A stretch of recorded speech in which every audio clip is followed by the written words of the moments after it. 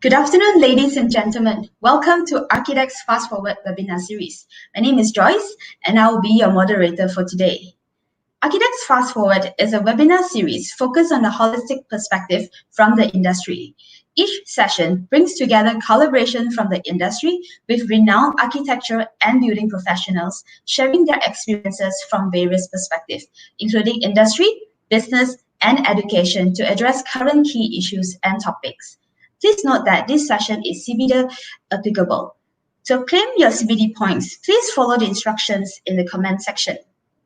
In today's webinar theme, Don't Sit Comfortably, How to Live Longer by Sitting Less and Moving More. Now more than ever, we are sitting more and moving less. Sedentary health issues, including cancer, cardiovascular disease, and diabetes, continues to rise. Alan Boyd will share recent research on the health issue related to our sedentary life and working styles, and give practical products and tips to promote movement, helping to improve health and productivity.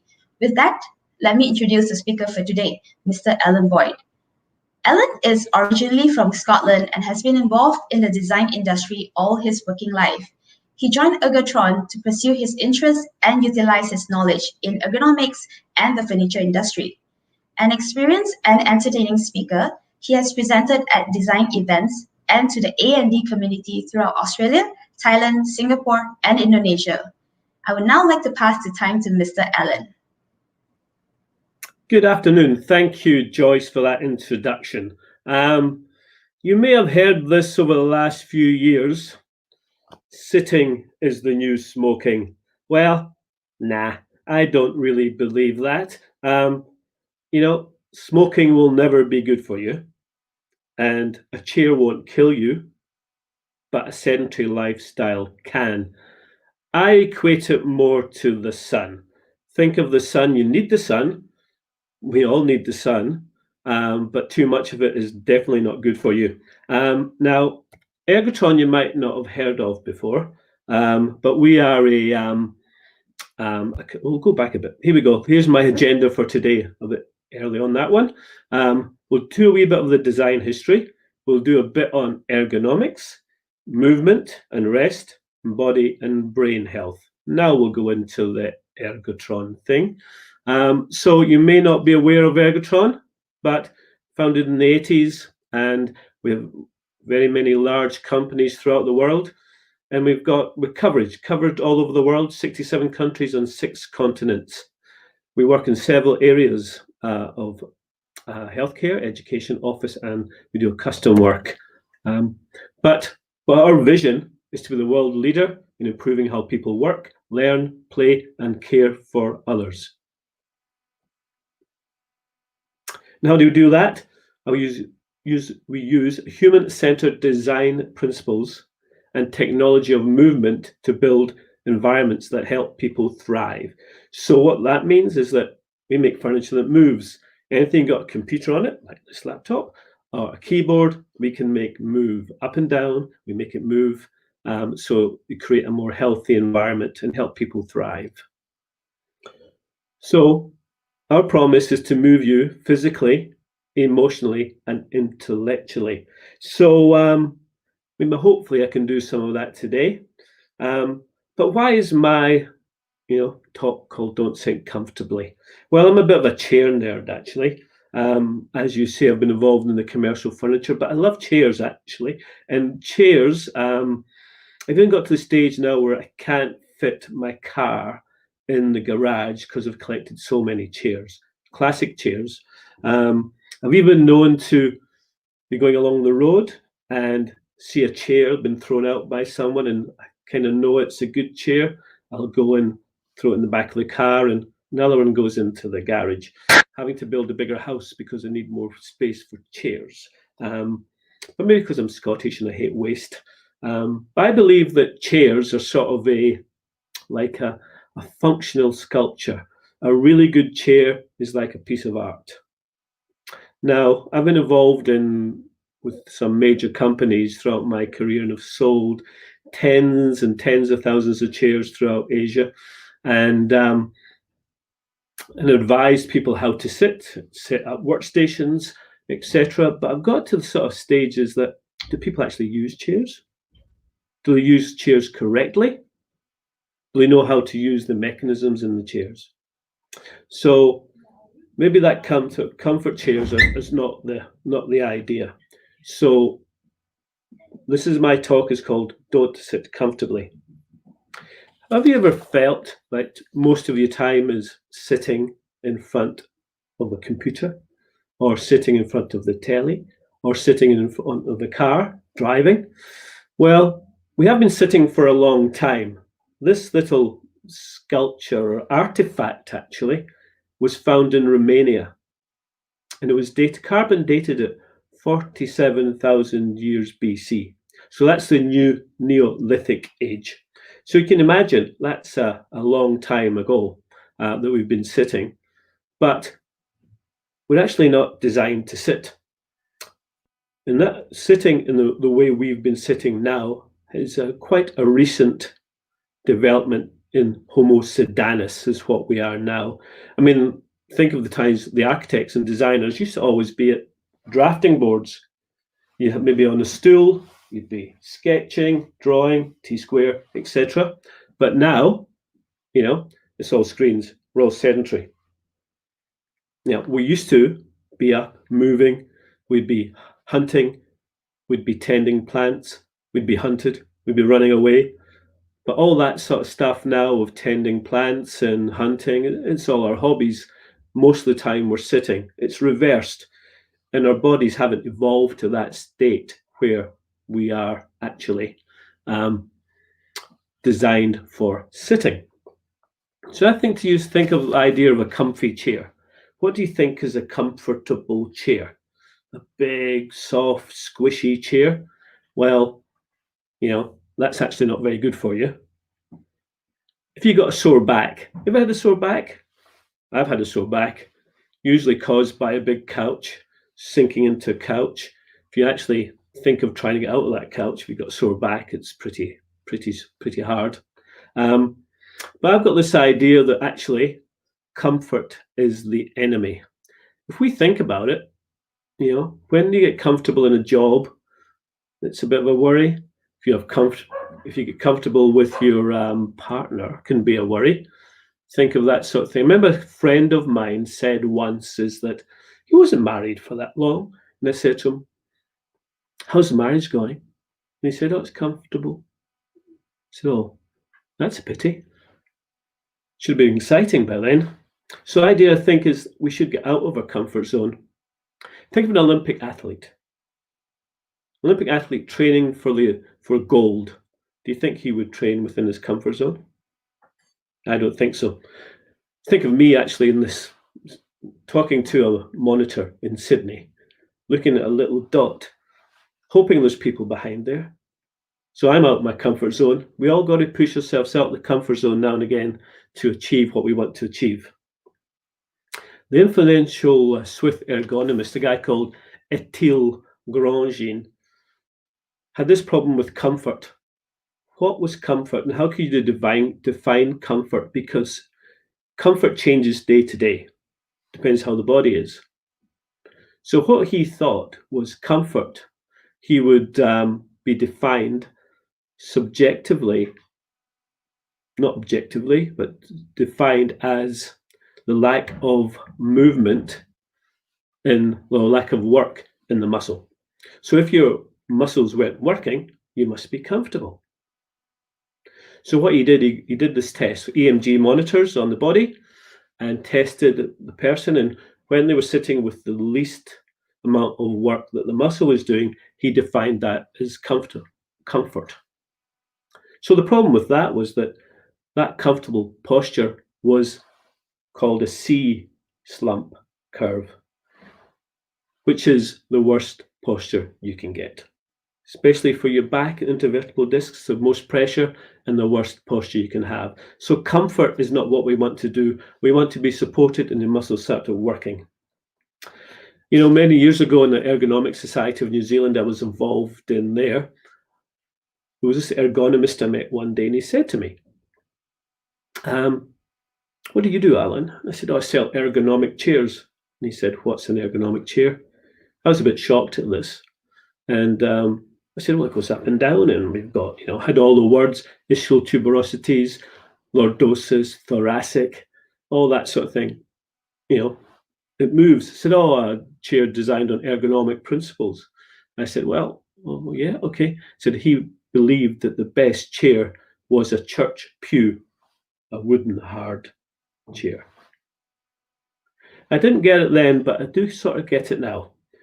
Because, evidence tells us today, that, how many was it? I've seen today, 817,000 people have died from COVID. And that is tragic, horrible statistic. But every year 3.2 million people die due to sedentary diseases. It's crazy. I mean, the amount of cancer, heart disease, metabolic disease that come through just by sitting too much. So how are we spending our time? We'll go back a bit. Fingers a bit slipped there. So how are you spending your time? How much time do you spend at the desk or when you're sitting at home? And what does that have in your health? Have a think about that. So I've always been interested in ergonomics. In fact, I met my wife, who is an ergonomist, and that's how I met. She was a client. So, these things happen. So ergonomics is the study of people and their environment. So there's three types of ergonomics: cognitive, organizational, physical. Cognitive, how the brain works, how mental works, how stressors, etc. Organizational, how an organization is structured, how the shifts are worked, etc. Ethics, values, that's organizational ergonomics. Physical is really how you complete any task, the force needed. Could be typing, could be lifting. And how your awkward or static postures are arranged in the repetitiveness of it. So what we're interested in here is physical ergonomics, because I'm a practical sort of guy, really, and that's my area. So what is good posture? Well, I don't really believe there is a good posture. As such, look at this robot, I think it is.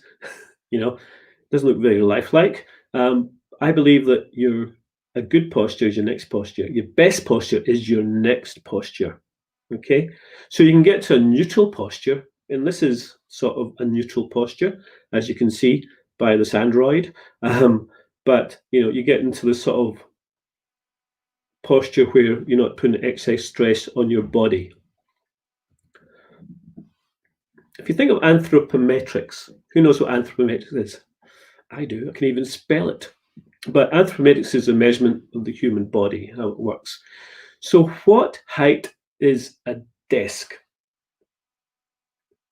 In Malaysia, if you got a tape measure handy, why don't you measure the desk and stick it in the chat box? If you're an architect or a designer, you should have a tape measure handy. But if you look at something like IKEA, it's about 74 centimeters. They're pretty tall, those Scandinavians, unlike Scotsmen. Or the standard BIFMA is around about 720. 740 is this variance of 720, 740. But what height is the average male in Malaysia? Okay, since we're talking about Kuala Lumpur at the moment. 164.7 centimeters. And the average female is 153.3 centimeters.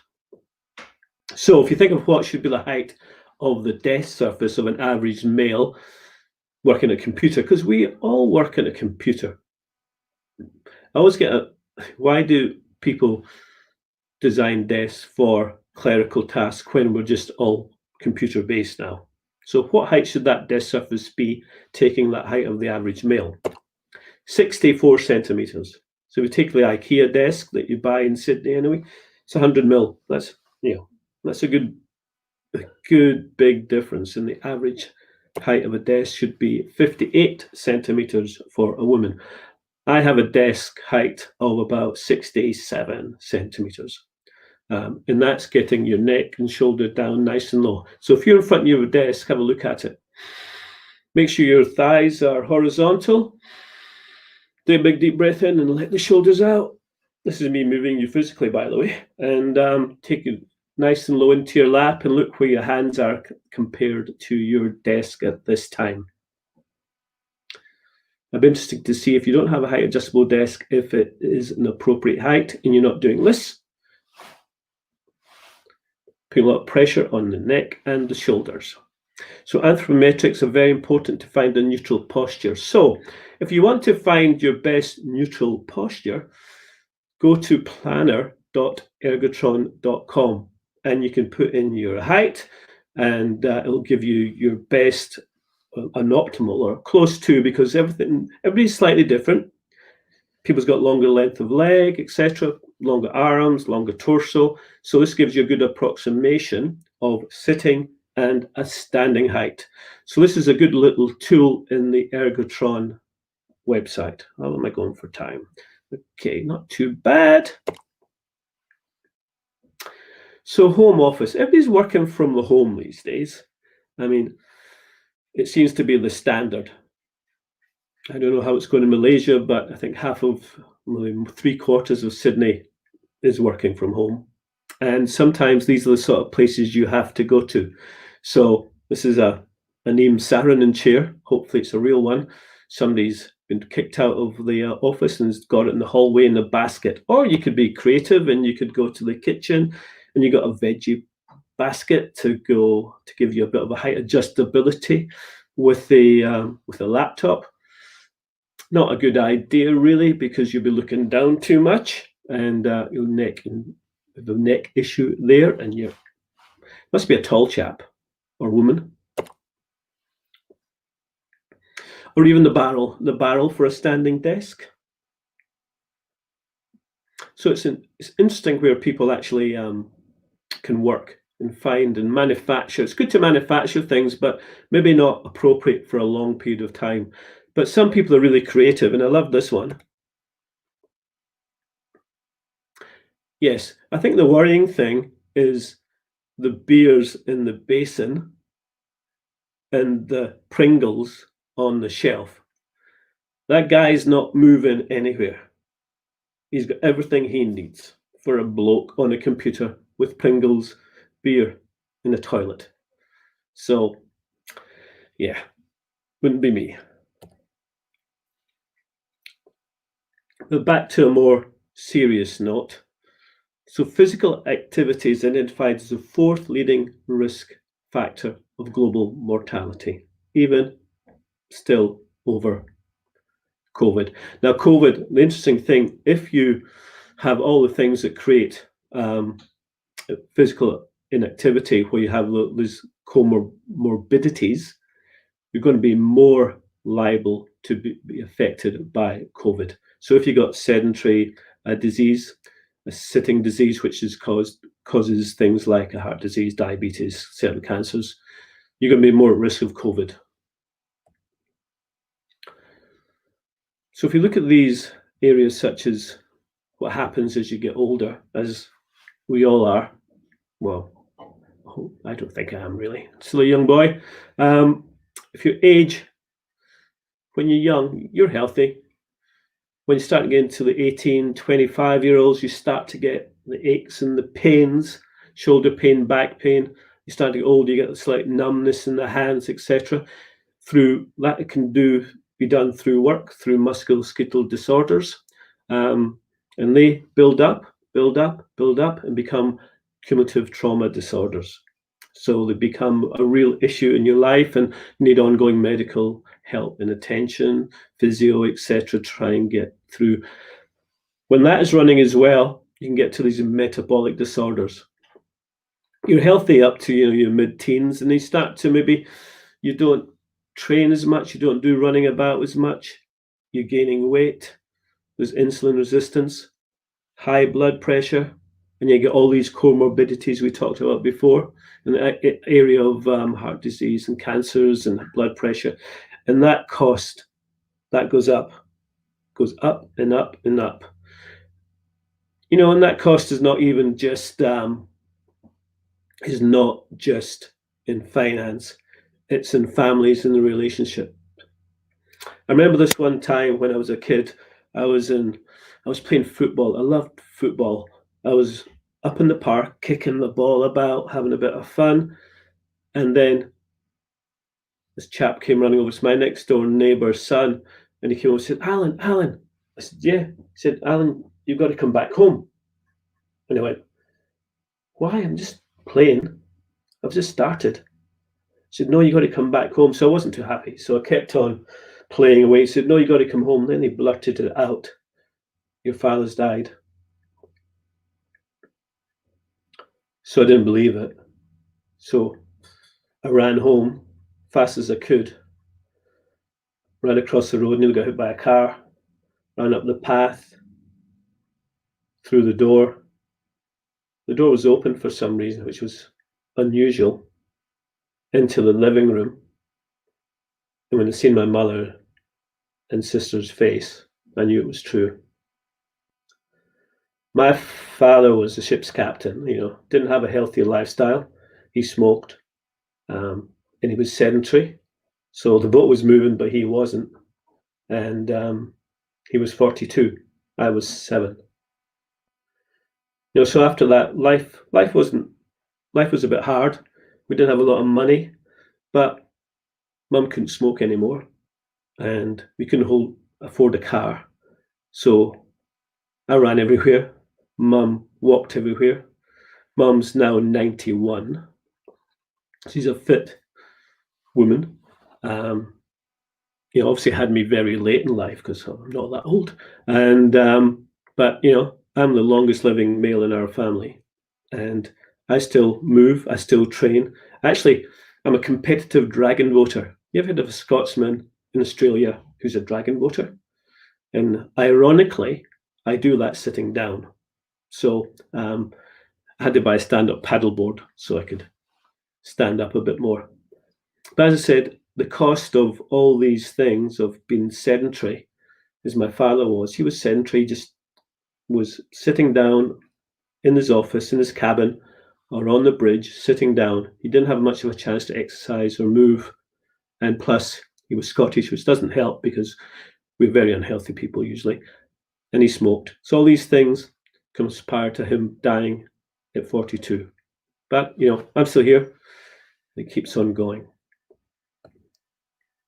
So movement and ergonomics. I'm all about movement. One of my favorite songs about movement and ergonomics. So I've always been this idea of movement is the key. I've always loved moving because our bodies are just meant to move.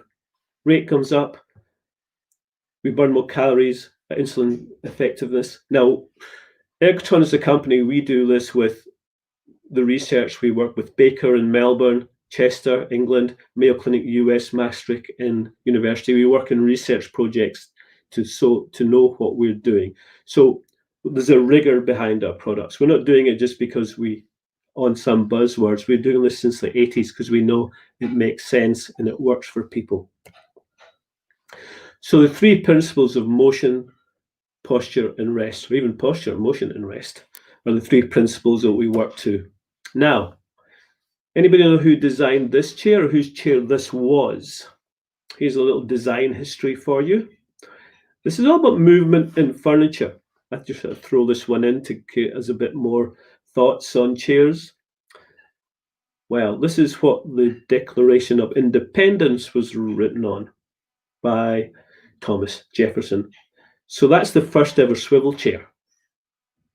Okay, first ever swivel chair. I like the ergonomics, little stand, little tablet art what comes up and but that's 1772. Amazing, isn't it?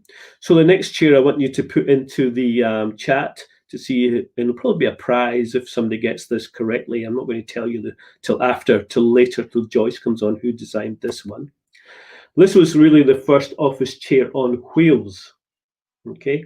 So, by the way, I do these talks on chairs and the history of the chair and the future of the chair. So I've taken some of this out. So this is the first ever really office chair on wheels. And this was hacked together by taking the legs off of a bed, which was a movable bed, and hammered onto an old club chair. So have a think, who could have done that? Not long after Thomas Jefferson. Okay. And he wrote a very important book and there was function behind that wheels and how he could look at things he had collected. So put in the chat box if you know. Now this beautiful piece of design is a center pedal chair. It was the first office chair which had 360-degree movement. Look at that. Is it ugly? Yes. So look at that mechanism underneath it, how it's shaped and moves, so you can actually move 360s. It was actually launched at one in the Victorian times in Britain, but the British thought it was actually very rude because you should sit upright and not move. That's the English for you. But after 30 minutes of sitting, I love the idea of movement in chairs, movement with no mechanisms. I get this thing, why do we have done thousands of people with chair mechanisms and nobody ever uses them? Self-actuating chairs are good, but I think that's why do you pay the money when after 30 minutes of sitting, your metabolic rate goes down 25 to 50%, your circulation decreases, the good cholesterol goes down 20% and rises. Your blood sugar rises just after 30 minutes of sitting. So how much time do you sit? Look at that, that's 7.5 hours per week on that one. Now that's increased. I know in Hong Kong there was a study done that was 12 hours now. Now you're sitting at home, or if you are sitting at home, not moving as much, you haven't got that movement that you do when you used to be at the office. So you're starting to move less. Now, if you go into the Ergotron website, another little tool for you is a sitting time calculator. So this is the idea of sitting disease. Now, the sitting disease is a term called by the scientific community, and it's referred to with certain metabolic syndrome and the ill effects of a sedentary lifestyle. So it's metabolic disease, and the ill effects of a sedentary lifestyle is called the sitting disease. So you can go into that sitting time calculator, and I would advise you to do that just to understand how much you actually sit. I think you'll be surprised if you go through it correctly, how much you do sit, and if you're at risk of sitting disease.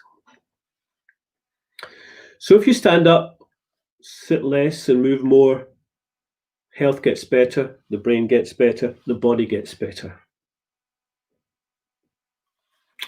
We work with a group called the TASK Group in the US. The TASK Group are a group of doctors and ergonomists, and they've been working how awkward postures, bad postures affects the brain. So you've heard this idea of neuroplasticity, how the brain changes, and the brain can change itself, a great book. I've got this friend actually who has only had one arm. I think it's that one actually, one arm. And you know, they get that phantom pain when you've actually lost a limb, but you still have pain. Well, what he does when he gets a phantom pain in his arm, his left arm, he looks at his right arm. And if he focuses on the right arm, the pain goes away. How's that? But for neuroplasticity, and everybody's brain is, no matter how old you are, can still do it. It can be affected though by poor posture. So why, you may ask? So the spine, the skull house the central nervous system, goes right through. So we got the neurons, it goes through, up through the spine, and it comes from, you can't see me here, I'm too short, but that T1, thoracic 1, and L2, lumbar 2 spine. And that's what's most affected by sitting. That really blocks off that flow of neurons. And there's a relationship between bad posture and the brain.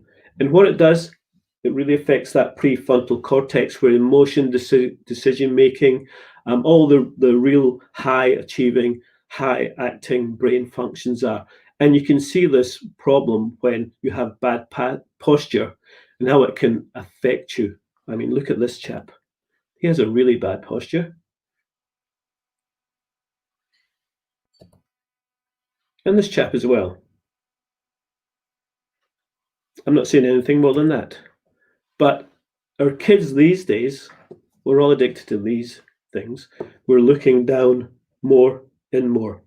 Okay, we're becoming more and more screen-based, and the phones are worse. So it's getting that neck issue and awkward postures. The task group reported as well, which was really concerning, that in the US state of Atlanta, that the instance of tech injuries, phone, neck, etc., shoulder, had outweighed sports injuries in youth. Isn't that sad? It's dreadful. So movement. If you sit to stand, it sends a message to the prefrontal cortex and the neurons to inhibit, not to inhibit, but to excite. So you actually, once you start to move, it does the opposite of that awkward posture. It excites the prefrontal cortex, so you get more neurons, more flow, everything into your body. It helps the neuroplasticity of the brain by just that movement. And they've done tests with gamers. So all these things with gaming chairs as well, but done tests with gamers where they actually do that test of accuracy and latency, how quickly they'll do it, how accurate they are. If you put sitting to standing into it, it's better than sitting. Interesting. How would you work if you had sitting and standing more? Every 30 minutes, movement through the day, sit for 30 minutes, stand for 30 minutes. You know the Pomodoro technique, based on the Italian little tomato kitchen timer? Well, the idea of that is you set it for about 20-25 minutes, you work on a task for 20-25 minutes, and then you have a 2-minute break and you relax, do something else. Do that, but stand. Okay, do that same sort of, and this will get you really effective and effective and efficient and healthy. If you did that 30 minutes each day, sitting and standing, be a genius. So neutral posture, voluntary motion, rest, and comfortable working. Adjust your posture. The head is balanced. I'll check my time, not too bad. The head is balanced on the neck, the chin is level. This is for sitting and standing. Shoulders are down and relaxed, and the back forms the S shape, not the C shape as Grandjean had found. So you are working, the muscles are working. You know, you're not getting too comfortable, but you've got a neutral posture and you're working well. The screen is slightly lower and a distance away from your face. If it's too close, you'll push yourself away, and then you overstretch, you'll go on to neck and shoulder issues. Keyboard and mouse, hands level, keyboard level elbows, close to the waist. Now, periodically, I usually use my left hand when I'm mousing, even though I'm right-handed, because I can just write with my right when I'm taking notes, but it's good to shift and move it across to reduce that loading. So neutral posture minimizes stress to the body and leverages your core strengths to get those abs, and optimizes the breathing and circulation. Voluntary motion. One of the issues of people not being in the office these days is that you don't have those incidental breaks. These really help to move. You know, if you've been in a car for too long, did a big long drive, and you're trying to get out, and you go, "Oh, or is that just me?" Anyway, so it reduces the pain and discomfort if you move, and increases your energy and improves your calorie burn. And rest doesn't mean you sit down. Rest can mean lots of things. Stretching, standing up if you've been sitting down, and your eyes, your wrists, and your body. So if you actually look from a distance, you can rest your eyes if you're looking at the computer, or you just look at a detail of something at the side and examine the detail. That rests your eyes and helps you, because your eyes can get quite sore on the computer all day. And not all furniture is made equal.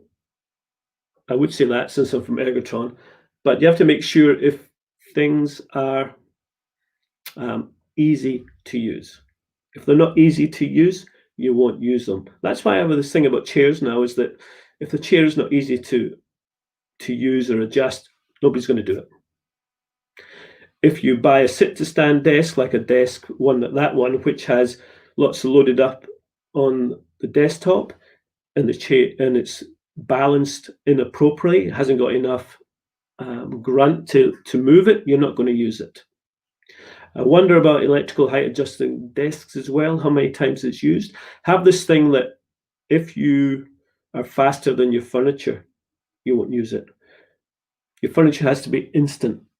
If you want to stand with it, you got to go up with you at the same time. If you have to wait for a desk to go,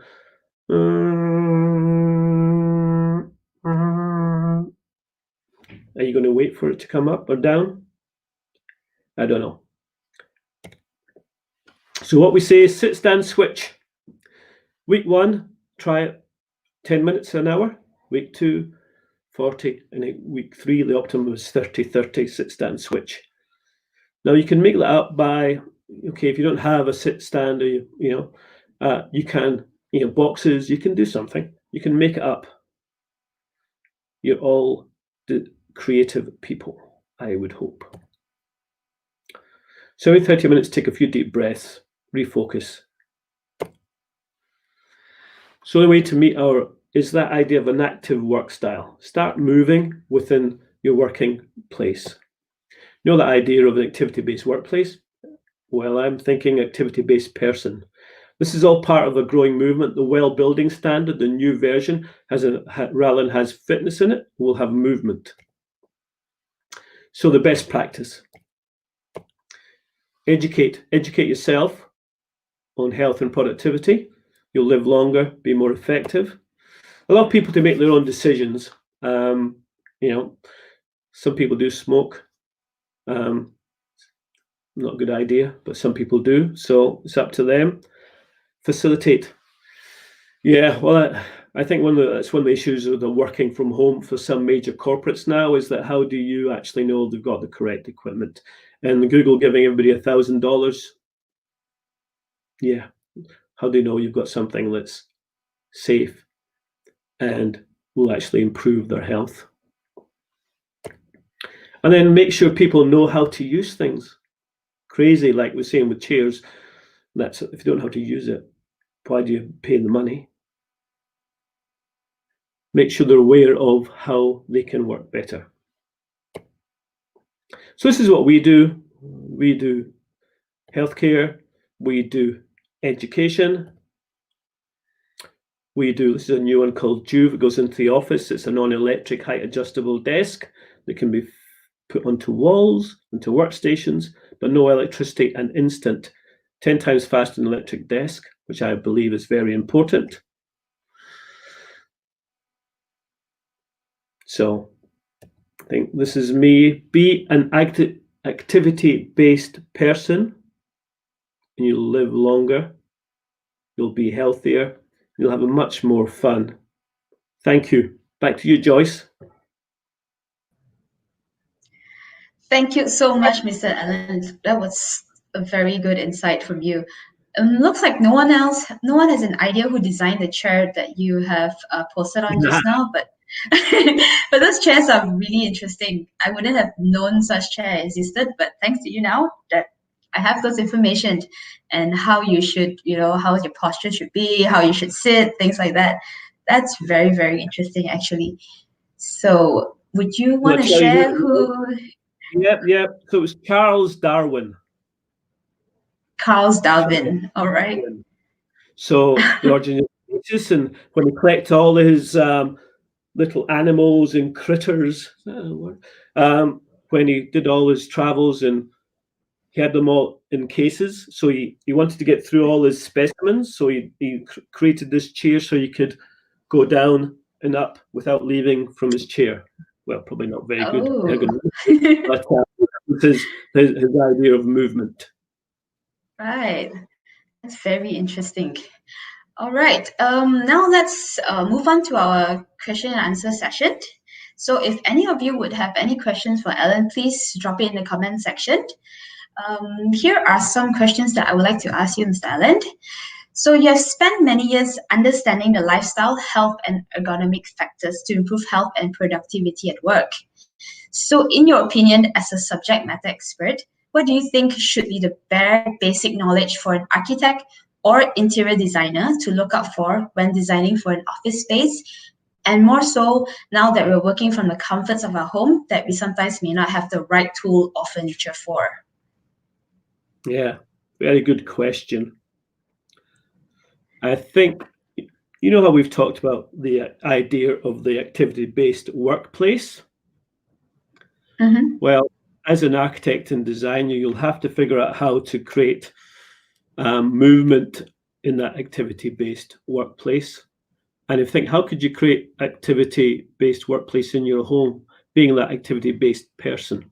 So I think as much movement as possible in the availability of adjustable furniture is the key.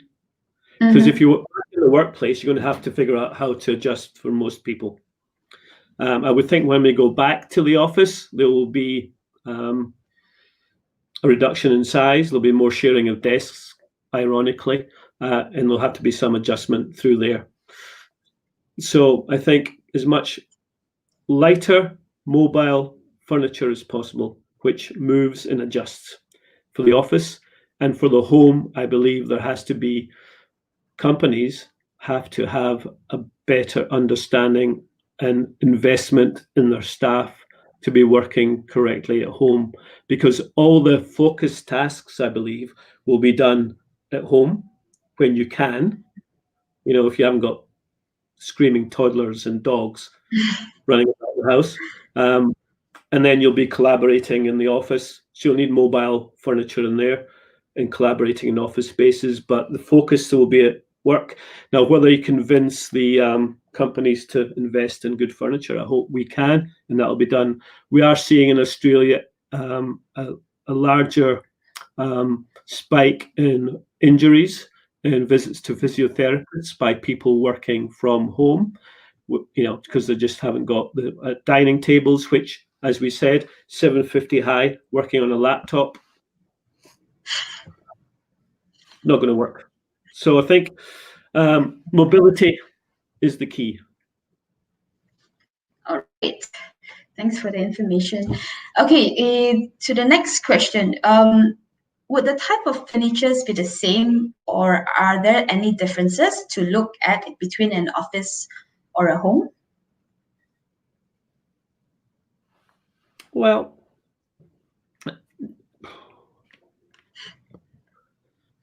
another good question. I think there's definitely a crossover, and I think we will find, you know, this idea of the residential environment, where the office was blending into more domesticated. The office was looking more, you know, in the top ones, we're looking at very more as a residential type feel. That blend of hospitality, office, home was coming through. I now see these, but I think there'll be a very much a trend towards furniture which will do both. It will get lighter. You won't have the big office systems that you used to have. Remember, you know, the big panels in the Dilbert cubicles. I think that's going to go. I think battery technology will mean that we can have mobile workstations with batteries on them, which will, without all the cabling. I think it will drive through that sort of area. And I think you could have a slightly lower spec one for home and products such as that. I think there can be a crossover, but I think the home furniture will be more ergonomic, hopefully. And because it will need to be more ergonomic with people who are working from home, focused tasks, head down tasks, where collaboration furniture with some adjustability will be in the. So I think it's a really interesting time for commercial furniture manufacturers. I think it's a challenge from them, and it'll be interesting to see who comes up on top. And I think a few will fail. I don't think if that answered the questions, but drop me a line, Nick. All right. Okay, let's move on to the next question. It would be, how would you recommend the type of furniture for a home to look stylish and functional like an office, but yet has the cozy features for the comfort creatures. Yeah, don't be comfortable. Comfort is the enemy. Find a neutral position. If you have it all depends on your budget. It depends how much money you have. You can fashion out a very low cost option as long as you adjust it to use the ergonomic planner, the planner that we have on Ergotron, which finds out your height. Find your height first of all, of a seated posture, and if you can, put a sit to stand desk on top of that. So something like okay, we have a thing called a work fit, and it allows you to sit and it goes on a desk. So find a desk height, which would be in your planner. So you can just do that with 4 basic legs. Do you have IKEA in Malaysia? Yeah, we do. You do? Yep. Hard luck. No, it's actually not bad. There's some of the products, okay. So you can get something like some of the adjustable legs and a top, put that down, you can adjust it quite low, and then that you can put a sit to stand on top of that. That would be ideal, I think, for the home. So you're sitting, working, and then every 30 minutes you stand up straight away. You don't have to do an electric height adjustable workstation because will you really use it because it's too slow. Because every 30 minutes you want to stand up and then sit down again to get the neurons to load that prefrontal cortex so you're focused and working really well. So that's what I would do. But contact me if you want. Anybody who wants to contact me on that sort of advice. As I said, I've done a certification in workstation analysis. My wife's an ergonomist. I'm happy to help, give you some advice and send you in the right direction. And if we can't do something for you, I'm sure I can help in some way, direct you in a way. All right. Okay. What would your advice be for patients with slip disc? A slip disc? Oh, yep. Well, okay, I'm not a doctor. It may surprise you, but we'll see a physio. I think you will find if you're sitting, it's sore, it's painful. So most people with slip discs, which is that little, this cushiony thing through the intervertebral disc is bulging. So stand as much as you can, really, and seek medical attention because sitting is not good. So depends how long it is, but you got to see a health professional, stand as much as you can, and break it up. Movement is the key. But yeah, see a doctor, see a health professional. All right. So I guess you have to stand up a lot, sit, stand up, and just don't constantly sit. It's if you constantly once you start like that C section you're putting all that pressure on those discs and the little spongy thing that goes in between the vertebrae, and it's not pleasant. And I feel for you because I know I've done some muscular things in the past, and it's nothing like a disc pain. And yeah, you just have to be very careful and work on it with your health professional, and then make sure that if you want to work, make sure you can work standing up and have rest sitting down now and again. All right. So are your products actually suitable for kids? Yes, because we work in education. We do learn fit desks. We've done quite a few schools. If you go into our website, there's a couple of good case studies in there. I think with our desk, it's seen as it's really good, our learn fit desk for kids to be standing at and varying, like activity-based workplace. activity-based learning. So you're looking at schools now that have lots of different places to sit.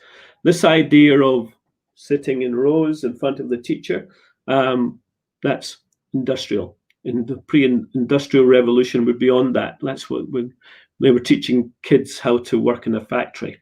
Now you get this idea of activity-based learning. So what we do mostly is get a school, maybe have about 5 desks in the classroom so the kids can work standing up. And of course, you get very different heights from kids in the schools. So that gives you the variance. I've got one here. Ooh, there we go. Let me go up. So that I'm on a Learn Fit in the moment. So that was it working. So you can go up and down, and then they'll have other areas that they can work at in tables. But again, movement is the key. Get kids moving. They actually did a study where kids with ADHD standing up helps them focus. Don't let them sit down, because sit down they'll get they get fidgety and movement. But if they stand when they're working, gets them more focused. So it really works well with kids. Okay, that's great. Right, I think we have one more last question Yes. from the participants. So when sitting, people tend to lean sideways, which is a bad sitting posture and cause backbone alignment off. Is there any office chair that can fix people's sitting posture? Fix seating posture. I'm sure few would claim that they would fix seating posture. You've got chairs like the Wilcan chair, which will move that way. I think you have to watch your arms are of the chair are in line, and you're not leaning too far on one. If you have arms, I think people are. We're not all the same. We're not all perfect. Although I know I'm not, but we don't sit in line. We have to get our spines adjusted. So I wouldn't say a chair would be a therapeutic piece of equipment. I would say don't sit too long in the chair. Stand up now and again, and then vary your posture. It's good to have a footrest if you're standing, to put your foot onto that to change your posture. But I think chair has some form of movement, which you don't have to think about. Self-actuating chairs, which will move, and I think that'll be the way chair design will go in the future. Is that there'll be more cost-effective self-actuating chairs, which will just actually move and flex with you. So we don't want to be comfortable in the chair. We want the chair to support you in that neutral posture, but have some form of flex and movement. So you're moving slightly, but every so often you stand up. Think movement. All right. Be an activity-based person. You heard it here. Okay, so we just keep in mind to stand up every 30 minutes so that we... Every 30 minutes. Yeah. And if you need to stand workstation, you know where to come to. Right. And all right, I guess... We got my email there. Anything I can do to help, happy to. Let me know. All right. We'll share Alan's email to you guys in the comment section shortly. There you go. And it's... All right. So I guess that's all for today. The questions that have been asked. All right. Thank you, Mr. Alan, for today's session. Ladies and gentlemen, thank you for your time today. And we would like to do a quick and short survey through the link, which is now in the comment section. So let us know what you think about ARCHIDEX Fast Forward webinar series. Thank you and see you soon. Thank you, Mr. Alan. Bye. Thank you. Thanks. Bye. See ya.